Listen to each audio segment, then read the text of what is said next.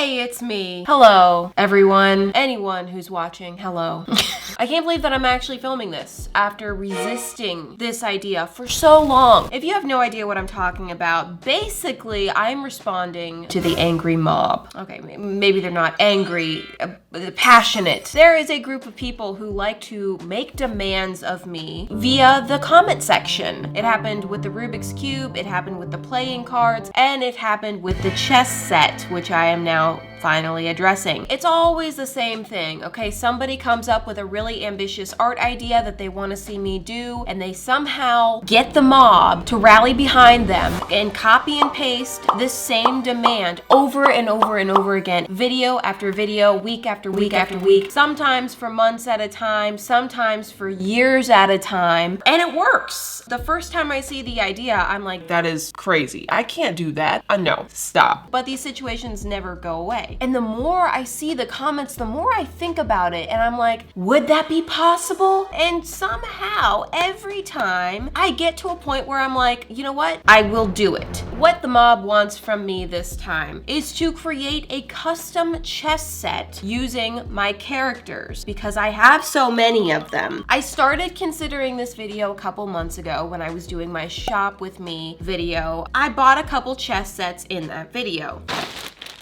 These, also this, they are plaster. Oof. It gives me the heebie-jeebies. After thinking about it, I decided that I much prefer the style of the wooden pieces. The pieces have less details and are much rounder, which I feel like is gonna suit my character style a little bit better. So this set I now have zero interest in, but since I waited so long to make this decision, it's too late to return it. Does someone need it? I've thought about this a lot. People want to see me using different characters for all the different pieces in the chess set. However, if you've seen a chess set, the pieces on each side are the exact same. They're just different colors. I need to have a way to differentiate one side from the other. My first idea is to use this rim around the bottom to color code the different sides. Perfect. However, I look at this set and I notice that the stupid little horses, I should really learn the names of the pieces. I believe they're the knights, for whatever reason, are the only piece in the entire set that don't have that little rim around the bottom. All the other pieces do. Why? So to problem solve that, I go online and I find a whole new set. I still prefer all the pieces in this set. I bought that whole set just to use the knights. I don't know what happened to it. It was delayed, and then it was delayed, and then it was delayed, and then it was delayed again. I've been waiting for it for so long and I have no idea whether it's coming or not. So I'm just gonna get started with what I have. If it arrives at some point in this process, great. If it doesn't, I'll have to troubleshoot a different idea.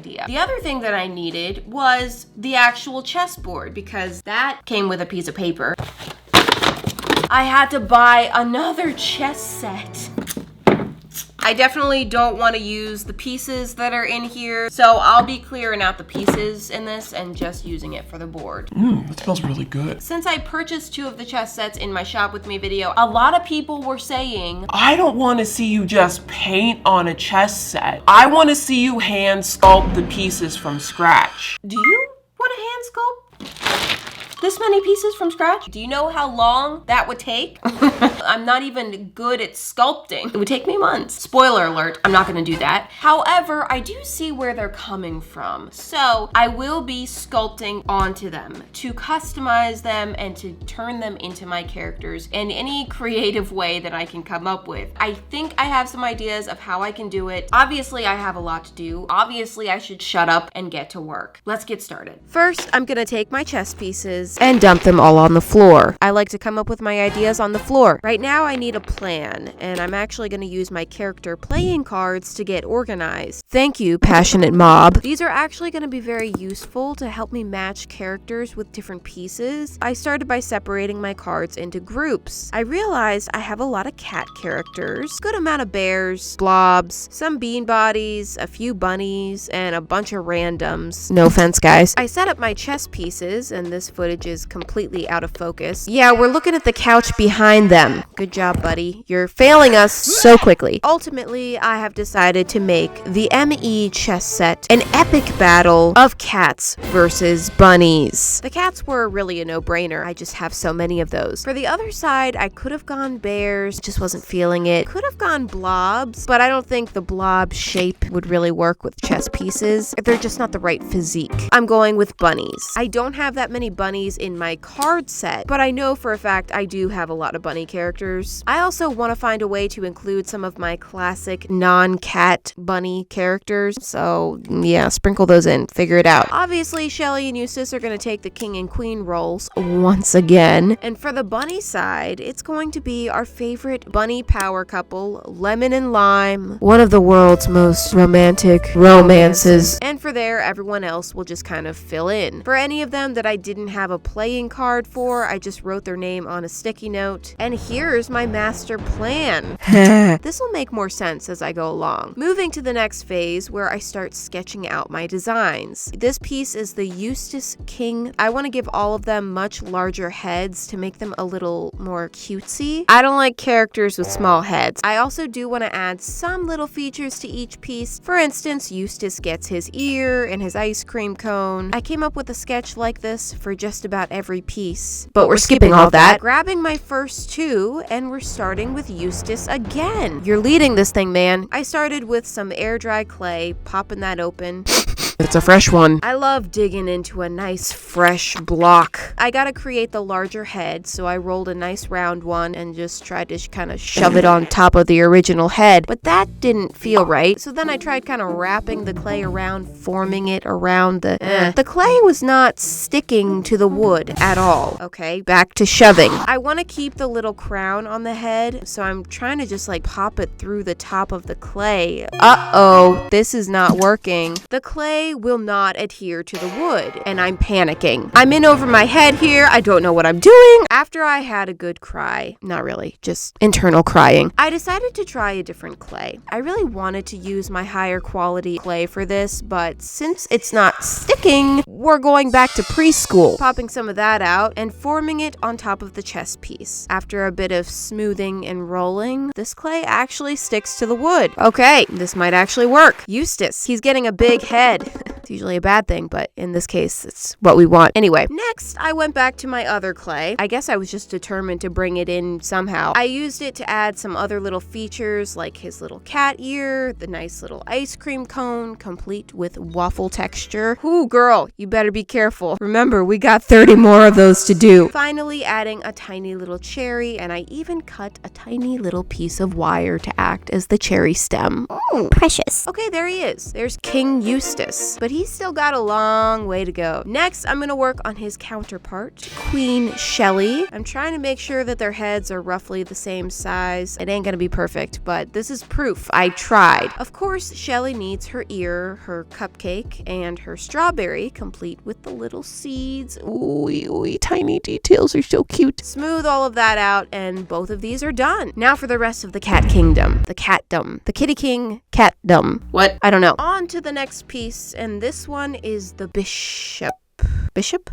Yeah, no? Final answer, bishop. Let me just tear into this white clay. Oh, uh-oh. Ah, yuck. For some reason, some of the packages of this kind of clay are just so gooey, they're unusable. What is this? It's like glue. Maybe there's a way to fix it. Cornstarch. I don't know. At this point, I'm just trying to get out of this trap. It took me like 20 minutes just to get the stuff off. I grabbed some black clay and surprise! This package was on the verge of being dried out. Can we get better quality control on these preschool products? That's okay. I'll just lather that up with some water, and then the black is just bleeding everywhere. That's great. I'm trying to stay in the same head size range here, but keep in mind, I'm not a sculptor and I'm definitely not a machine. So this bishop character is gonna be Cupid. I'm adding some cat ears on there. What? Oh, right, Cupid. She's not a cat. Well, since I kind of ran out of cat characters, I decided to use random characters for the bishops and then just make them wearing cat costumes. Next, the other bishop piece. I'm using some light pink clay, forming the nice head on there, adding the cat ears, and then I'm adding a little seashell on top of that bishop hat. And I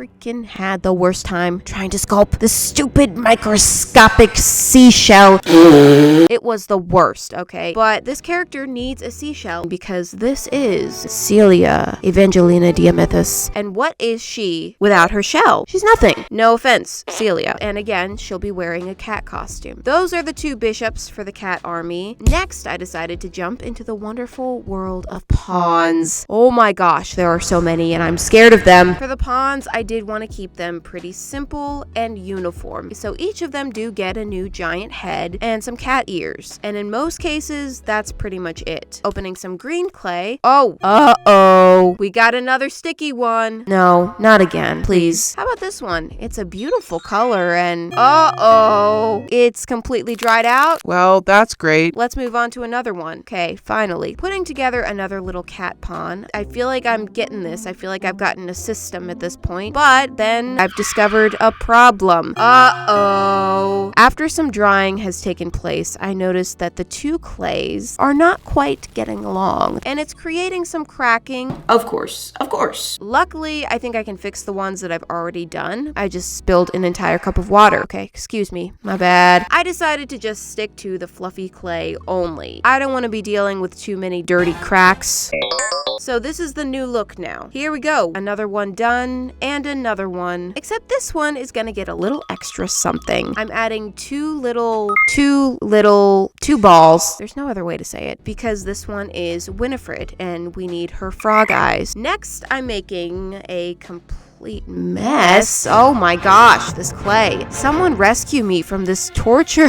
In all honesty, I really was not loving this process so far. I'm trying to just stick it out. I know that I'll be able to enjoy the painting and the decorating, but this is not that fun. I added an extra detail to this one as well. It's a dollop of whipped cream and a little cherry on top because this one is actually Nikki, the cat that's on the top of the stack. In fact, all of the stacked cats are all within that group of pawns. Which ones are they? No way of knowing yet. Finally, I'm moving on to the Rooks, which are those little guardian tower things in the corners. You may have noticed in my original plan the words vanilla and cake and chocolate and cake. This is not only an epic battle between cats and bunnies, but also of cake.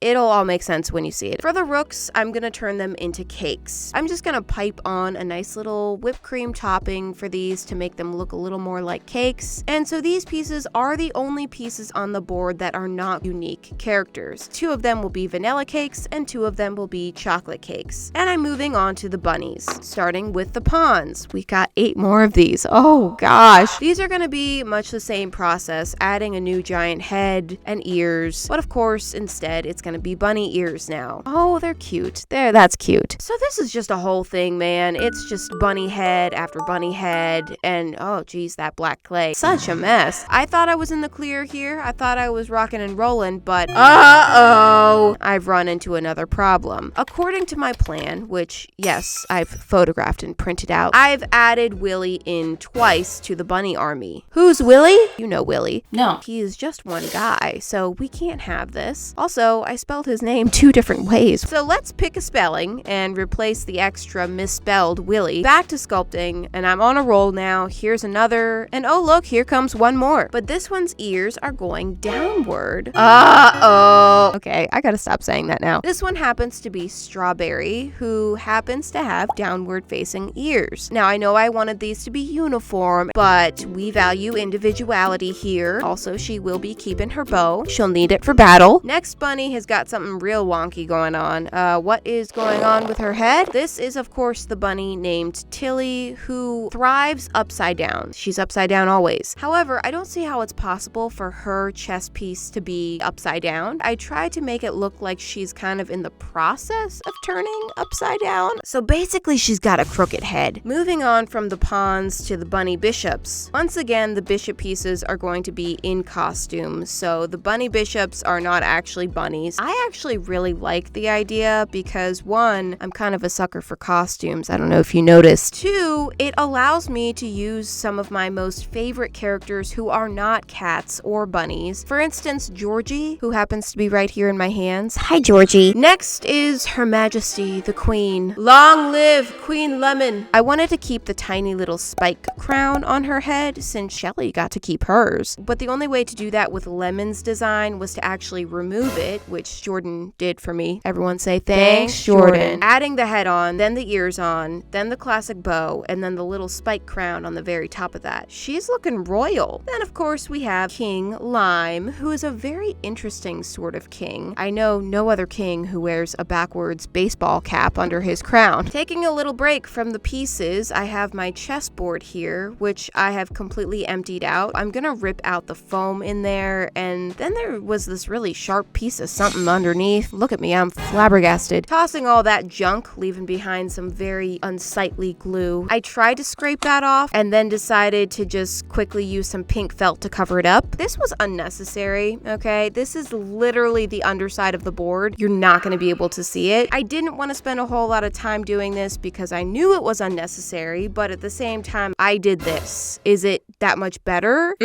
At least it's pink. I also went ahead and gessoed the whole board because guess what? That's gonna have to be completely repainted. And now we've arrived at this situation, the knights. The new batch of chess pieces still have not arrived, so I guess I'm stuck with these. I decided to start the same way that I've been doing by forming a new head on top, but that big ugly horse head was making that a little difficult. So I just did a quick and simple beheading. Am I lashing out here? Maybe. And I put a nice round head in its place. Then I'm adding little spines because this one is going to be Pickle or Derp or Burp or Pickle Pink. I can't really remember who exactly this turns into. It's one of them. Then to solve the issue of these pieces not having that little ring around the bottom, I'm simply going to make one. It's not going to look exactly uniform, but you get the idea. And I'm going to repeat that process with all of the knights. You may be wondering, what do Pickle, Pickled Pink, Derp, and Burp have to do with an epic battle between cats and bunnies and or cake? Well, quite frankly, nothing. But the dinosaurs are a non-negotiable, okay? I really just feel like they need to be a part of this. They need to be here. I do have an idea for a cute way to kind of tie them into the theme, but that'll come later when I get into the painting. Now I'm at the point where all of the sculpting is complete, and here's how we're looking. I mean, there's a certain sort of beauty to them in the ugliest way possible. Things are gonna get better though. Unfortunately, it's time to visit some old wounds. The cracking issue I was having, time to fix that. I'm going back to what I know, and that's puffy paint. I'm using puffy paint to fill any cracks or just smooth out generally rough areas. I wasn't really anticipating having to do this step,